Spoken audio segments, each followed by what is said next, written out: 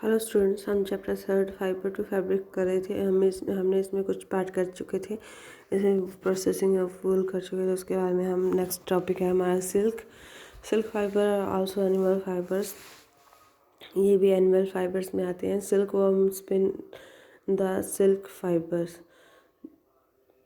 जो silk fibres है वो सिल्क वर्म से प्राप्त होते हैं। The rearing of silkworms for obtaining silk is called sericulture.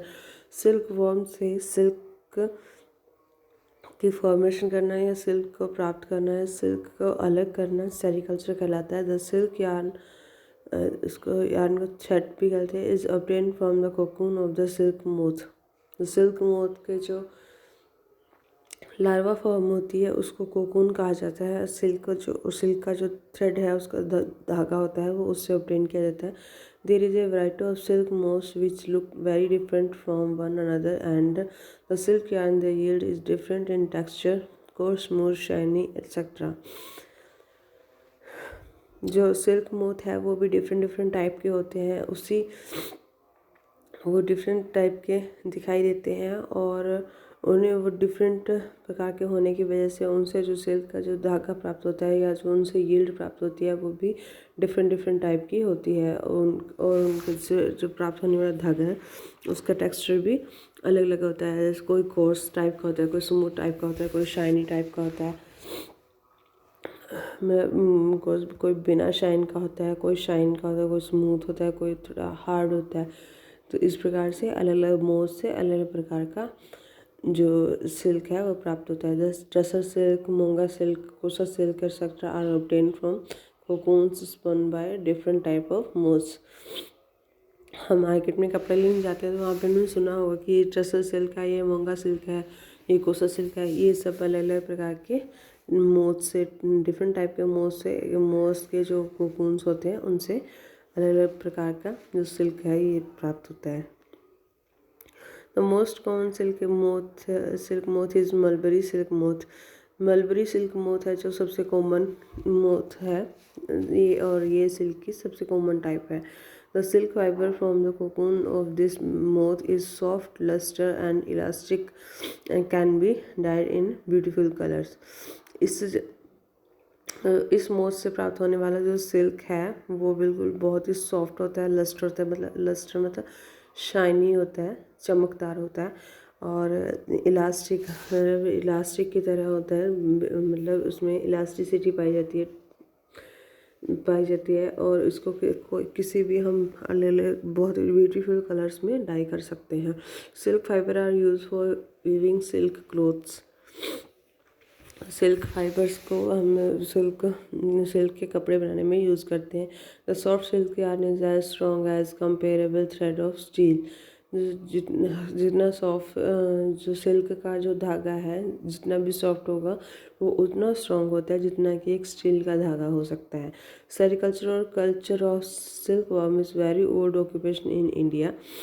ये जो सेरिकल्चर या जो सिल्क पैदा करने वाले वर्म या कीड़ों को पालने का जो ये धंधा है, ऑक्यूपेशन है, वो इंडिया में बहुत पुराना है। India produce plenty of silk on commercial scale. India में बहुत बड़े स्केल पर, कमर्शियल स्केल पर मतलब मार्केटिंग स्केल पर इसमें सिल्क का प्रोडक्शन किया जाता है। In India, women are significantly involved in various kind of industries related to silk production. India में वुमेंस भी इस सिल्क प्रोडक्शन से रिलेटेड इंडस्ट्रीज़ है उसमें वुमेंस भी सिग्निफिकेंटली इन्वॉल्व है। मतलब वुमेंस को भी बहुत ज़्यादा इसमें फ़ायदा हुआ है, वुमेंस भी इसमें बहुत ज़्यादा वर्क करती हैं। These are rearing of silkworm, dealing of silk from cocoons and processing of raw silk into fabrics. तो इन इंडस्ट्रीज़ में सिल्कवर्म की रेयरिंग किया, सिल्कवर्म को पाला जाता है। उनसे जो उनके लार्वाज है उनसे उस थ्रेड को अलग किया जाता है सिल्क के कोकून से और उसको रो सिल्क को फिर फैब्रिक में चेंज किया जाता है। ये सारी प्रोसेस इंडस्ट्रीज में की जाती है। By their enterprises they contribute to the nation's economy.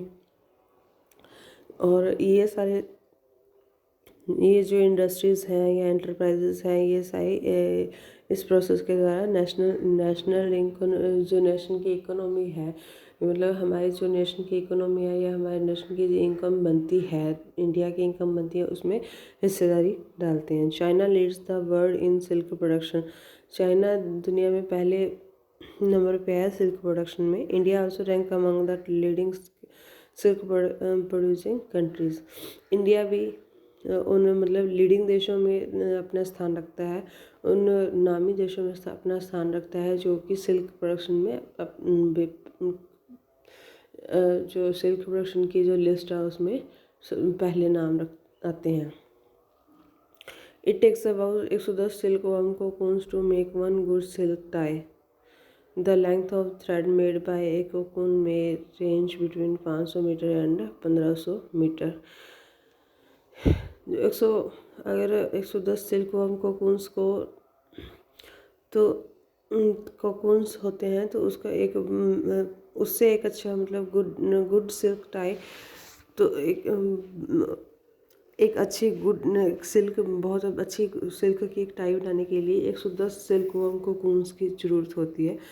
जो एक कोकून होता है उससे मिलने वाला एक धागा होता है, उसकी लंबाई 500 से 1500 मीटर होती है। डिस्कवरी ऑफ सिल्क, तो सिल्क की खोज कैसे की गई? The exact time of discovery of silk is perhaps unknown. तो जो सिल्क की जब खोज की गई उसका सही टाइम तो अभी भी किसी को पता नहीं है। According to an old Chinese legend, the empress Si Ling Chi was asked by the emperor Huang Ti to find the cause of the damaged leaves of mulberry trees growing in their garden। तो एक Chinese legend था, तो उसने एक the empress सी लंगची, तो कोई सी लंगची नाम का आदमी था, उसने अपने एम्पायर उसका उस टाइम जो राजा था होंग टी, उसको कहा कि वो उसके गार्डन में मलबरी ट्रीज जैसे शहतूत के पेड़ लगे हुए थे। उसने कहा कि मेरे जो गार्डन में शहतूत के पेड़ लगे हुए हैं उसकी जो पत्तियां हैं वो डैमेज हो रही है, उनके डैमेज होने का कारण आप पता लगाइए। The express found white worms eating up mulberry leaves. तब उन्होंने पता लगाया कि एक जो सफ़ेद कलर के कीड़े थे जो उन पत्तियों को खा रहे थे। She also notice that they were spinning shiny cocoon around them. तो तब उन्होंने मतलब तो वो एक मतलब और थी, तो उन्होंने देखा कि ध्यान से देखा कि उसके जो वाइट कीड़ा था तो उसके चारों तरफ पे बहुत ही शाइनी कोकून, मतलब एक कवरिंग वाइट कलर की शाइनिंग कवरिंग थी। एक्सीडेंटली एक cocoon dropped into her cup of T and a tangle of delicate threads separated from the cocoon। तो बाई चांस उसमें से एक कोकून उसके जो चाय का कप था उसमें गिर गया, और उस मतलब चाय गर्म होने की वजह से जो उसका जो धागा था और जो लार्वा से सारा का सारा अलग हो चुका था, सेपरेट हो गया था। तो silk industry began in China and was kept a closely guarded secret from 100 of years. तो तब उनको ये पता चला कि ऐसे कि कोकून कैसे इस तरीके से ये एक सिल्क होता है और इस तरीके से इसको सेपरेट किया जाता है, और ये सबसे पहले चाइना में डिस्कवरी की गई है। लेकिन उन्होंने कई सालों तक इस चीज़ को मतलब हाइड रखा, क्लोज सीक्रेट रखा। Later on traders and travellers introduce silk to other countries. उसके बाद में जब इसको ट्रेड किया जाने लगा और एक जगह से दूसरी जगह से लोग ट्रैवल करने लगे, इसका बिजनेस होने लगा, तो लोगों को एक दूसरे का पता चला कि इस तरीके से बिजनेस होता है और इस तरीके से ये सिल्क कीड़ों से प्राप्त होता है और इससे ऐसे इसको एक्सट्रैक्ट किया जाता है। The route they travel is still called is silk route. तो जब सिल्क का व्यापार होने लगा तो जो लोग आते जाते थे तो जिस रूट का वो यूज़ किया करते थे तो वो रूट भी सिल्क रूट के नाम से जाना जाने लगा। History of silk moth. इसके बारे में सिल्क मोथ की हिस्ट्री है। The female silk moth lay eggs from which hatch larva which are called caterpillars और सिल्क वर्म्स। जो फीमेल सिल्क मोथ है वो एग्स अंडे ले करती है, तो उसके बाद जब वे हैच होते हैं, मतलब जब वो अंडे फूट जाते हैं तो उसमें उनमें से लार्वा निकलते हैं जिनको कैटरपिलर या सिल्क वर्म कहा जाता है। They grow in size and when the caterpillar is ready to enter the next stage of its life history called pupa. उसके बाद में जब वो जो लार्वा स्टेज है वो जो लार्वा है वो अपने साइज में बड़े हो जाते हैं और जब वो अपने जो लाइफ हिस्ट्री की अगली स्टेज में एंटर करने वाले हो जाते हैं तो उनको प्यूपा कहा जाता है। It first weave a net to hold itself. तो ये ऐसी उनकी फर्स्ट स्टेज होती है जब वो अपने आप को संभाल सकते हैं। Then it swing its head from side to side and the form of the figure of 8। तो इस वक्त वो अपना जो सिर है अपना जो सिर है वो इधर उधर हिला सकते हैं और उनकी जो बॉडी है जो उनकी बॉडी होती है वो 8 सेगमेंट्स की बनी होती है उस time. During these movements of the head, the caterpillar secretes fiber made of a protein which harden on exposure to air and becomes silk fiber। तो उसके बाद में जब वो आगे आगे सिर हिलाता हुआ चलता है तो कैटरपिलर वो एक फाइबर सिक्रीट करता जाता है जो एक प्रोटीन से बना होता है और जैसे ही वो हवा के कांटेक्ट में आता है तो वो हार्ड होता जाता है और वो एक सिल्क के धागे में चेंज होता जाता है। Soon the caterpillar completely cover itself by silk fibres and turns into pupa. उसके बाद में वो ऐसे जो एक फाइबर स्क्रीट करते करते खुद को कम्प्लीटली अपने ऊपर एक सिल्क फाइबर से बनी हुई कवरिंग से अपने आप को ढक लेता है, जिसको वो मतलब पूरी तरह अपने आप को प्यूपा में चेंज कर लेता है। The covering is known as cocoon. उसके बाद में उसको कोकून कहा जाता है। The further development of the pupa into moth continue inside the cocoon. उसके बाद में इस प्यूपा की जो मोथ बनने तक की जितने भी प्रोसेस है डेवलपमेंट की वो सारी कोकून के अंदर होती है। From cocoon to silk. उसके बाद कोकून से हम सिल्क कैसे प्राप्त करते हैं, ये प्रोसेसिंग है। For obtaining silk moth are reared and their cocoons are collected to get silk thread।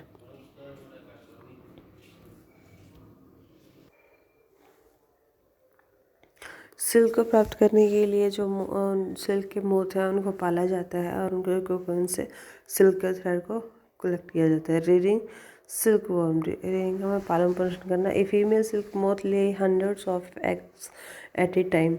जो फीमेल सिल्क मोथ है वो एक टाइम में हज़ारों अंडे देती है। तो the eggs are stored carefully in strips of cloth और paper and sold to silk worm farmers.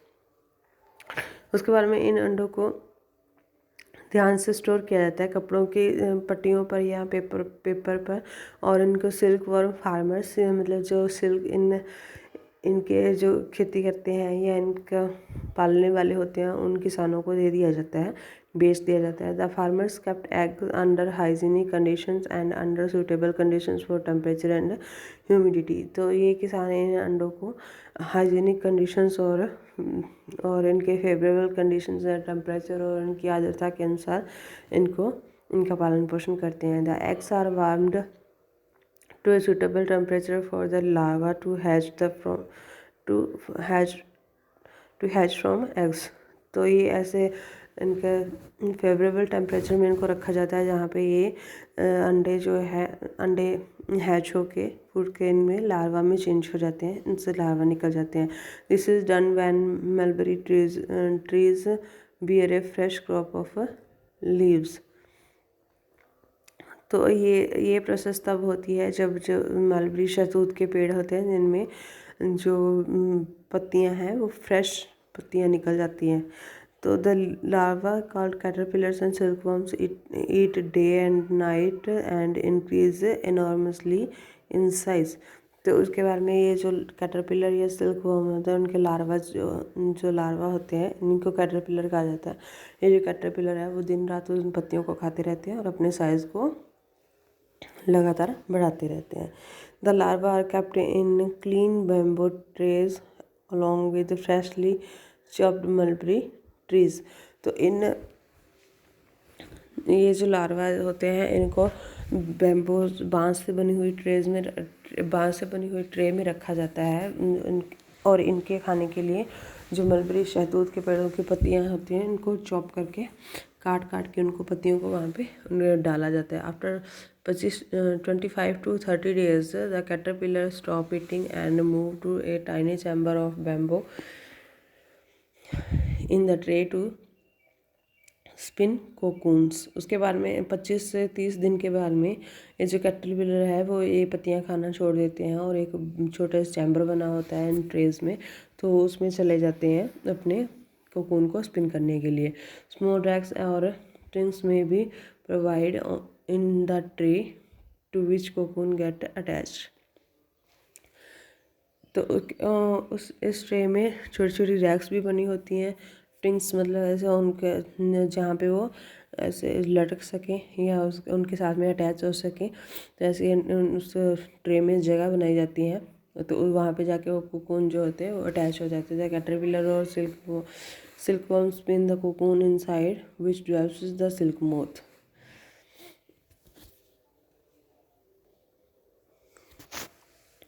इसके बारे में कैटरपिलर जो ये सिल्क फॉर्म है वो आगे अपने मतलब सिल्क जो कोकून की फॉर्मेशन करता रहता है उसके अंदर स्पिन करता रहता है और अपना डेवलपमेंट करता रहता है और एक इस सिल्क मोथ के रूप में डेवलपमेंट होता रहता है। उसके बाद में processing silk. A pile of cocoon is used for obtaining silk fibre.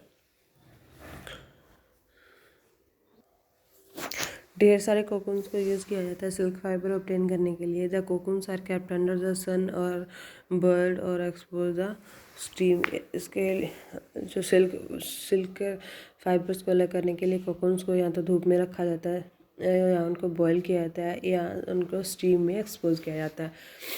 The silk fibres separate out. तो इससे क्या जो सिल्क के जो धागे होते हैं वो अलग अलग होके बाहर अलग अलग हो जाते हैं। The process of taking out threads from the cocoon for use as silk is called reeling is silk. Cocoon से इस सिल्क के धागे को अलग करने की जो सारी प्रोसेस है उसको रीलिंग ऑफ सिल्क कहा जाता है। Reeling is done in special machine which unwind the threads और fibres of silk from the cocoon. तो ये जो रीलिंग की प्रोसेस होती है सारी एक स्पेशल मशीनों के द्वारा होती हैं जो इनको अनवाइंड या अलग करती हैं कोकून से, सिल्क के धागे को कोकून से अलग करती हैं। Silk fibres are then spun into silk threads. तो जो सिल्क फाइबर्स हैं फिर इनको सिल्क के थ्रेड में सिल्क के धागों में बदला जाता है या सिल्क के धागों में फॉर्मेशन की जाती है which are woven into silk cloth by weavers. तो सिल्क क्लॉथ बाय वीवर्स उसके जो सिल्क थ्रेड है उसके बारे में सिल्क थ्रेड से सिल्क के कपड़े बनाए जाते हैं।